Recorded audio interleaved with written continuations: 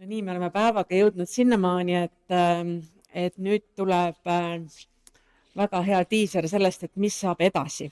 Tänane sündmus toob teid kokku, aga edasi tekivad uued võimalused. Sellest tuleb rääkima Sotsiaalministeeriumi sotsiaalteenuste innovatsiooni ja tehnoloogia juht Kiti Kubo, kes siis räägib, et millist arendusprogrammi avatakse sügisel ja sellega paneb riik õla alla, et need mõtted, mis siin täna sünnivad, saaksid päriselt jõuda tegudeni, et inimestel olekski tehnoloogia kodus olemas ja neil oleks kvaliteetsem ja parem elu. Nii et Kiti, sõna sulle, ole hea. Aitäh, Ennika. Tere minu poolt. Minu kell ütleb mulle, et mul on ebatavaliselt kõrge pulss. Nii et ma loodan, et ta ei hakka siin hädaabikõnet tegema selle lavaloleku ajal ja kõik saab ikkagi kenasti eduka lõpuni. Kui aasta aega tagasi Hanna tuli oma murega minu poole, et vaja oleks sotsiaalvaldkonnas midagi ette võtta selleks, et me saaksime tehnoloogia võimalusi inimestele abi pakkumisel senisest rohkem ära kasutada, siis ma tegelikult ei mõelnud kaua, kui ma jah ütlesin. Kui ta oleks tulnud selle ettepanekuga minu juurde 10 aastat tagasi, siis tegelikult ilmselt ma ei oleks jah öelnud, siis ma tegutsesin tervisetehnoloogiates, tervisevaldkonnas digilahenduste kasutuselevõtuga ja sotsiaalvaldkond ei tundunud mulle kuidagi oluline või tähtis. Ja ilmselt on sarnast tunnetust võib-olla jagatakse ka ühiskonnas laiemalt. Millal see hakkab sind kõnetama?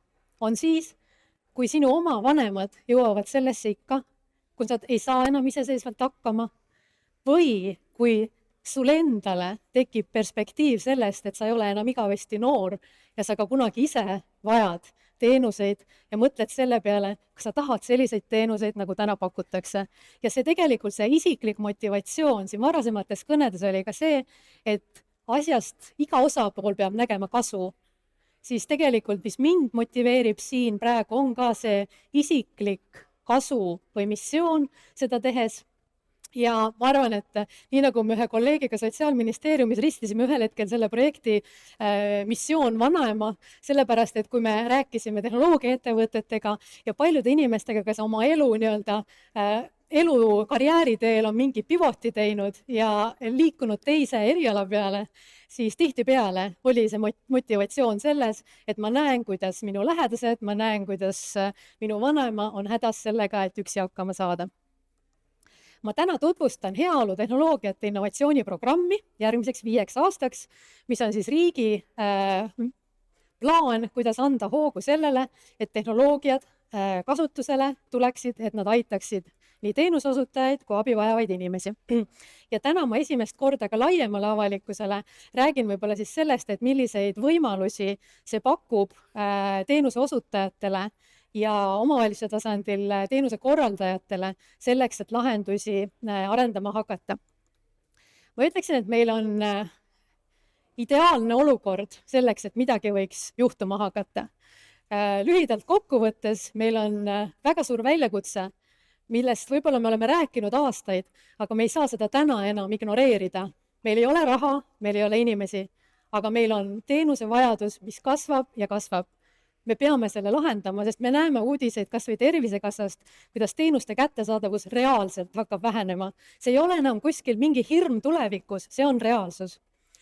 Teiseks, tehnoloogia võimalused. Need tehnoloogiad on olemas. Ütleme nii, kui ma aasta aega tagasi alustasin, siis hoolekande valdkonnas neid ei olnud väga palju veel, aga ütleme nii, et kus on hädad, sinna tekivad ka lahendused. Ka selle viimase aastaga on tulnud sinna väga palju uusi tegijaid, uusi arendajaid juurde. Ja teine asi, mida ma tahan rõhutada, võib-olla paneelist, kus oli Eesti ettevõtjad, jäi tõesti see, et tore on, kui need lahendused meil kõik, mida me vajame, siin ise tekivad meil Eestis.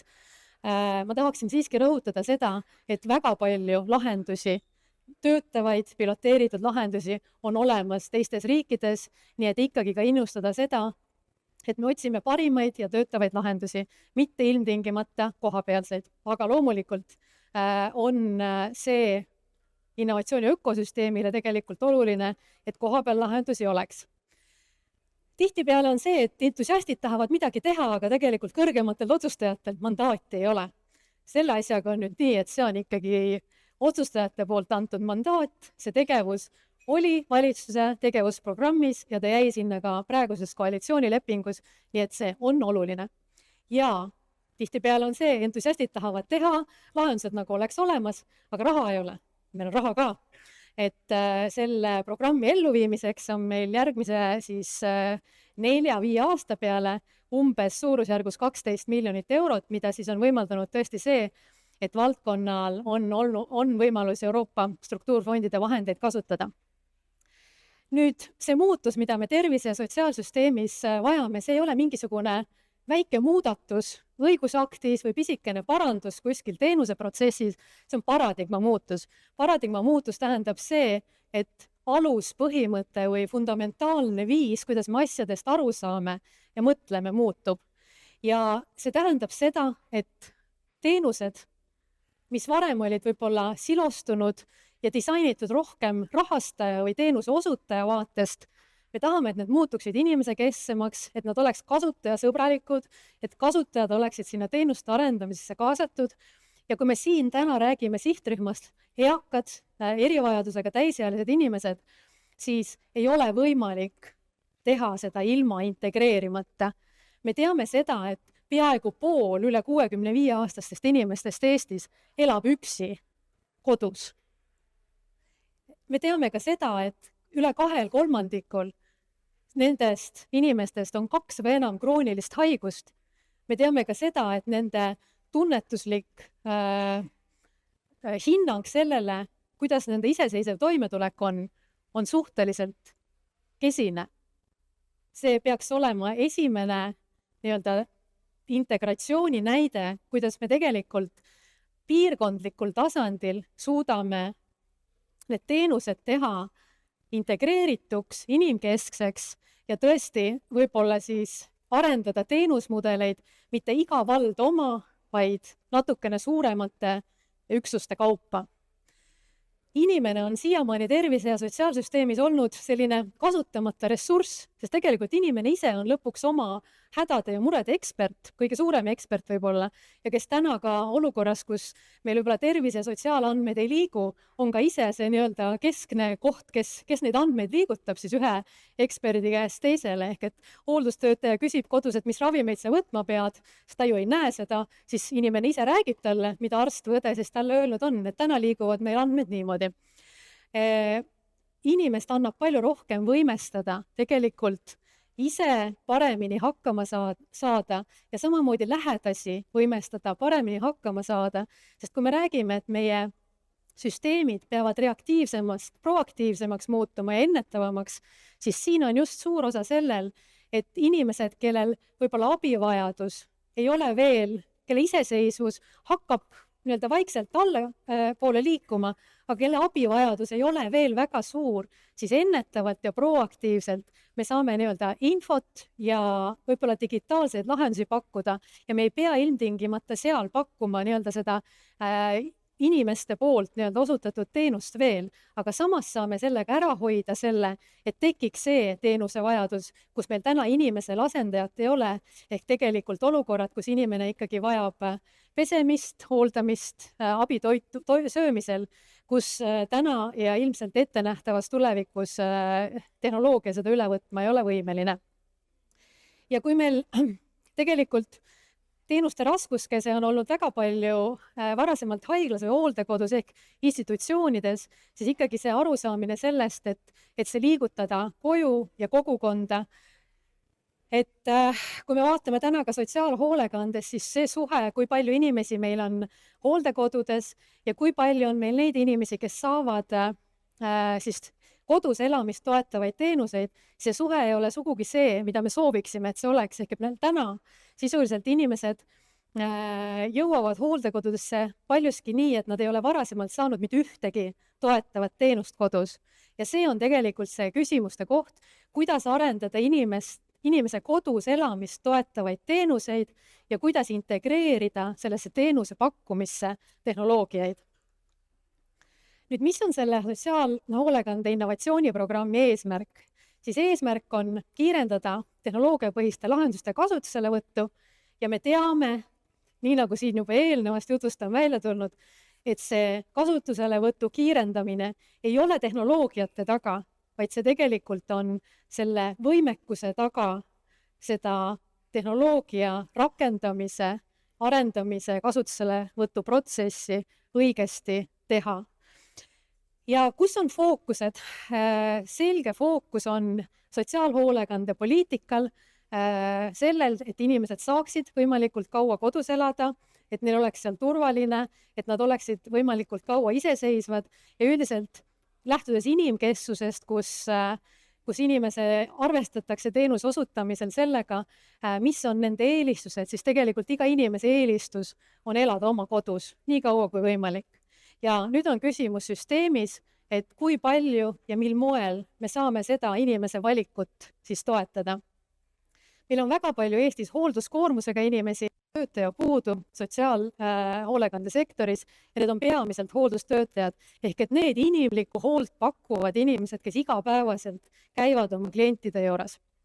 Et mis annab siin teha ja võib-olla kui me vaatasime seda, et kui me programmi välja töötades tegime intervjuusid, tegime töötubasid, siis see oli võib-olla täna teenuse osutajate poole pealt number 1 koht, kus nad nägid nii-öelda seda võimalikku kerget võitu, et digitaliseerime asju, võtame kasutusele efektiivsemaid infosüsteeme ja toetavaid tööriistu hoolekandetöötajale ja sotsiaaltöös, et ta ei peaks kulutama aega paber nii-öelda dokumenteerimisele või ebaefektiivsele nii-öelda nagu protsessile, et proovime sealt vabastada seda aega, et tekiks võimalus siis rohkem aidata nii-öelda seda inimlikku hoolt pakkuda. Teine teema, mis meil tuli välja, oli siis ikkagi see, et tehnoloogiaid on ja nad on tegelikult juba väga pikalt ka isegi turul olnud, aga me ei ole nendega jõudnud laia kasutuselevõtteni ehk see riskirühm või sihtrühm, kes tegelikult sellest kasu saaks, täna ikkagi nende tehnoloogiateni ei jõua. Ja 3. ja 4. nii-öelda probleemvaldkond käivad nagu käsikäes, et ühtepidi kõik ei pea uusi asju arendama. Piisab nii-öelda sellest, kui nagu mingisugune seltskond sellesse arendusse panustab ja tegelikult meil on nagu piisavalt seda kasutuselevõtu võimekust. Et see kasutuselevõtu võimekus teenusosutajate, omavalitsuste, tervishoiuasutuste juures, et see vajab kindlasti ka järeleaitamist ja see on just see protsess, mida siis teha läbi selleks, et ühte lahendust kasutusele võtta. Ja teine pool on siis see nii-öelda arendamise pool, kus tõesti ühtegi tehnoloogilist lahendust ei saa keegi kuskil üksi arendada, ükski osapool, see peab avaliku erasektori koostöös tehnoloogiaettevõtteid kaasates toimuma.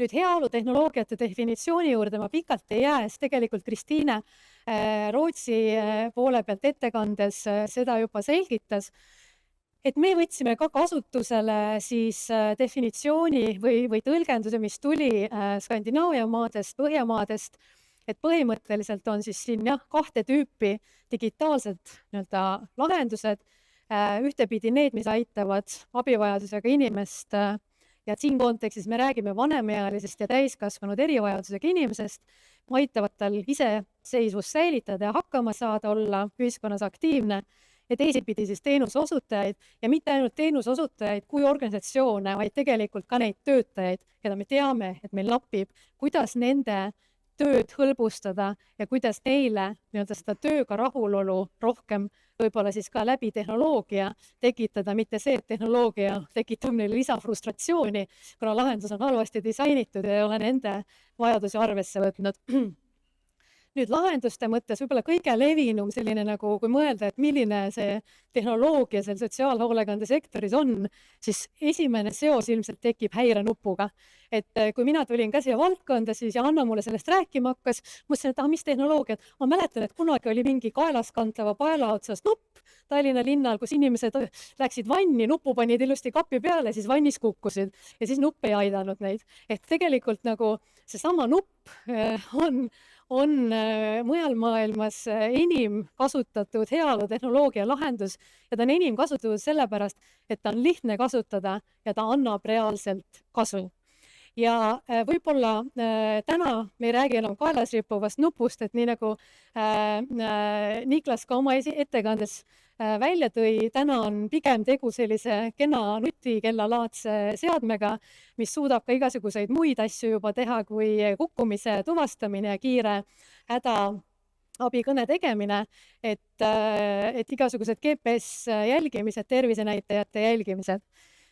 Siia juurde on nüüd tulnud just võib-olla tehnoloogiate arenguga seoses uued võimalused läbi koduste andurite, kus me enam ei reageeri mitte ainult sellele, kui inimene kukub, aga me suudame tema käitumismustrit jälgides saada aimu, kui tema nii-öelda see ADL või iseseisev toimetulek kodus hakkab vähenema ja me saame proaktiivselt midagi ette võtta, me saame selle teenuse vajadust kas nii-öelda siis korrigeerida, muuta või nii-öelda ennetada seda, et me ei oota seda kukkumist ära, et siis kiiresti reageerida, aga me teeme selleks tegevusi, et seda ennetada. Siis ala nii-öelda arenenud Eestis on tõesti igasugused füüsilist ja vaimset tervist toetavad kauglahendused. Ehk et kõikvõimalikud platvormid, mis suudavad tõesti vältida seda, et üksi elavad või üksildaselt ennast tundvad inimesed, vanemaealised, ei jääks sotsiaalsesse isolatsiooni, et neil oleks võimalikult lihtne pere ja sõpradega suhelda. Ja teisipidi ka nii-öelda igasugust füüsilist treeningut toetavad lahendused. Me teame väga hästi, et kui me räägime kas või kukkumisest, siis üks kukkumise ennestamise kõige tõhusam viis on füüsiline treening. Kaugteenused, siin on eelkõige mõeldud tõesti seda, et sotsiaalhoolekandes see videovisiit, millest oli ka siin Soome puhul juttu, kuidas rakendada seda videovisiiti, sest see annab tegelikult võimaluse selle eaka kodus oleva seadmega, sellel eakal suhelda ka oma lähedastega ja teine asi, integreeritud tervise- ja sotsiaalsüsteemiga tekitada ka olukorra, kus meil tegelikult on võimalik videovisiit tervishoius päriselt kasutusele võtta, sest täna on küll Tervisekassa loonud selleks võimaluse rahastades videovisiiti, aga tervishoiu poole pealt ei ole seda stiimulit täna. Nemad ei näe, et inimene, kes tuleb kuskilt kaugelt maakonna teisest otsast arsti juurde, milline kulu ja vaev see on sotsiaalsektorile ja inimese perele. Ehk et loomulikult arstil on tore, kui patsient astub tema kabineti uksest sisse, aga nagu öelda, vaatame neid võimalikke nii-öelda murekohti ja kasusid erinevate osapoolte vaatest. Siin ma toon ühe näite sellest, kuidas kõigepealt Tartu linn on väga tubli selles osas, et tõesti mitte ainult kukkumisele reageerimiseks me ei pea inimestel õppe jagama, aga me tegeleme ka sellega, kuidas ennetada ja Tartus juba aastaid pakutakse kukkumise ennetamiseks üle 60-aastastele inimestele füüsilise treeningu võimalust. Aga isegi Tartu linnas ütlevad inimesed, et nad ei jõua sellele teenusele, sest see on raske sinna kohale tulla. Ja mis me räägime veel maapiirkondadest, siis tegelikult see, et meil kukkumise ennetuses ja nii-öelda sellise iseseisvuse kao vähendamises liikumine ja füüsiline treening saaks osaks sellest, on väga palju olemasolevaid tõenduspõhiseid kauglahendusi olemas, alates näiteks Onni TV Soomes, mis on omavalitsuspiirkondade põhiselt siis pakub nii-öelda telekanalis sellist teenust, kuni siis tegelikult spetsiifiliste konkreetsele inimesele nii-öelda kaugrehabilitatsioonina pakutavad lahendused. Nüüd, kuna mul hakkab aeg otsa saama, siis ma natukene hakkan võib-olla kiiremini liikuma, et kuidas me oleme näinud selle programmi elluviimist. Et selles programmis, kuigi nad paistavad siin 3 eraldiseisvat asja, siis reaalselt ei ole nad nii-öelda lahus, vaid kõige selle vundament on ökosüsteem, et tegelikult nende osapoolte vaheliste sidemete ehitamine ja usalduse ehitamine, kommunikatsiooni loomine ja teadmiste jagamine. Ja mida see tähendab praktikas, on see sama üritus siin täna, kus me toome kokku reaalselt inimesi, et jagada praktikaid, kogemusi, infot, tuua kontakte. Täna võib-olla on see, et te tulete eri sektoritest, ei tunne teineteist, natukene võõristate, uurite nimesilte, saate tuttavaks. Ma loodan, et järgmisel aastal me saame kokku ja te näete juba 11 nagu vanu sõpru ja on juba ühiseid teemasid rohkem, mida arutada. Nüüd, milles seisneb siis selle 2 nii-öelda järgmist plokki, mis siin tunduvad nagu eraldi olevat, aga tegelikult reaalses rakendamises on disainitud kokku. Ehk et me oleme aru saanud sellest, et Sotsiaalministeerium on pakkunud ja pakub omavalitsustele, teistele asutustele, isegi ettevõtetele grante või rahalist toetust selleks, et teha siis arendusprojekte, võtta uusi lahendusi kasutusele.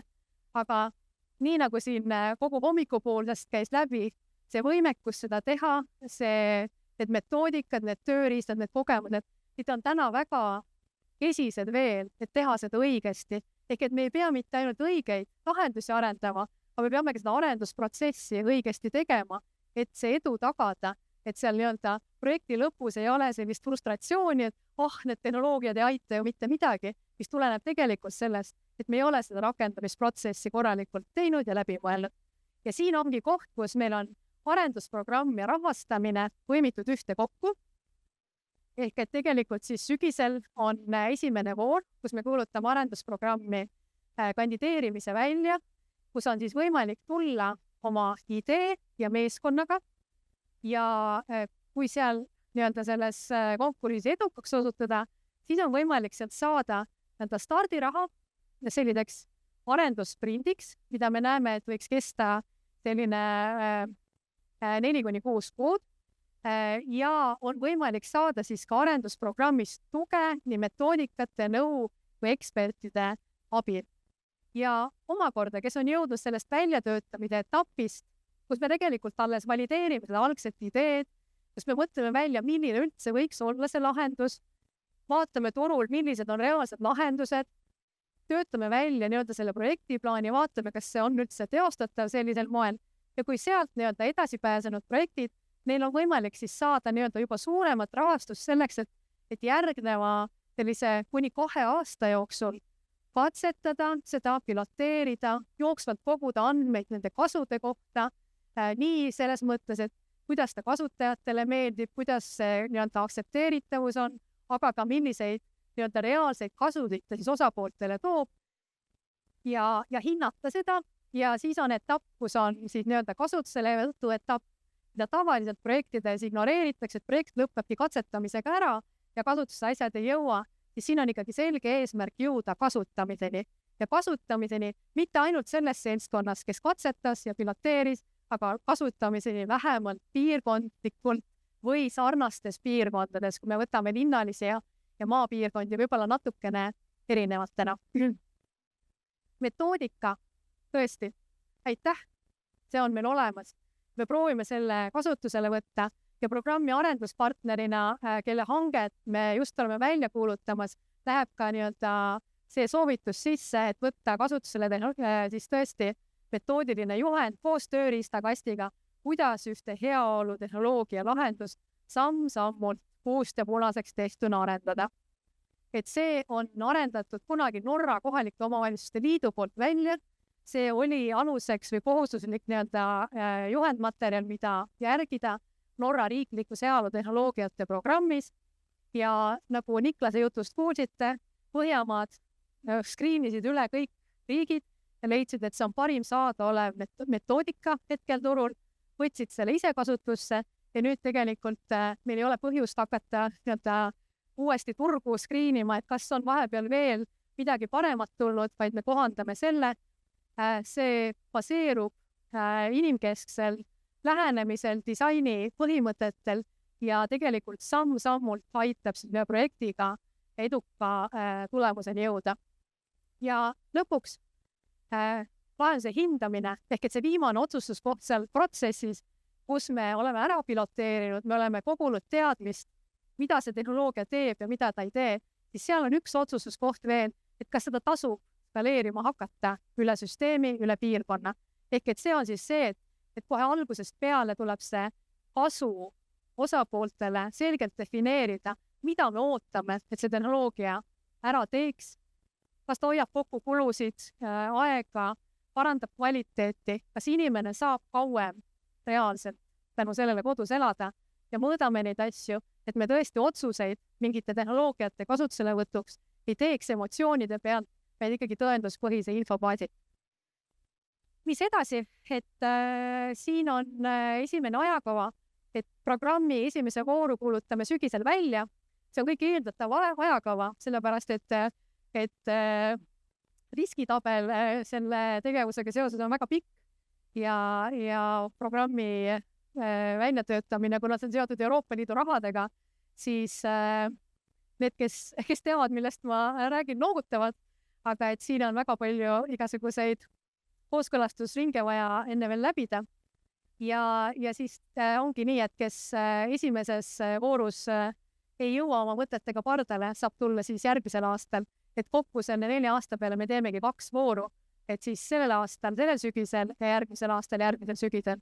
Et QR-koodi saate sisse pildistada, et seal on väike ankeet ka, et esiteks, kes soovivad saada minult infot, mida heaolu tehnoloogia programmi raames jooksvalt meil tegevused toimuvad, näiteks igakuine heaolu tehnoloogiatest veebisari, kus me infot ja kontakte ja kogemusi jagame jooksvalt, aga ka siis need eesootavad voorud, et olge head, kuna mina teie isikuandmeid siin registreerimisvormidel pärast ei saa kasutada ja teid spämbima hakata igasuguse infoga, siis olge hea, kui te soovite selle kohta hiljem ka infot saada või edaspidi, täitke see 3-realine vorm ära ja kui on juba mingi konkreetne idee, mida tahaks põrgatada, siis samamoodi, et